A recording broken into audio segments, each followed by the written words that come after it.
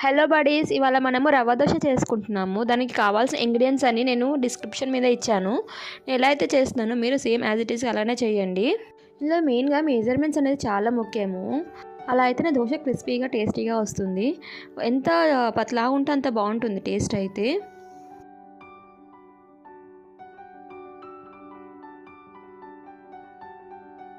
అన్నీ వేసుకొని బాగా మిక్స్ చేసుకున్న తర్వాత ఒక 20 to 30 మినిట్స్ వరకు సైడ్కి పెట్టుకోవాలి. ఆ తర్వాత పైన వాటర్ మొత్తం తీసుకొని దోశలా వేసుకోవాలి పల్చగా. అలా అయితేనే బాగుంటుంది.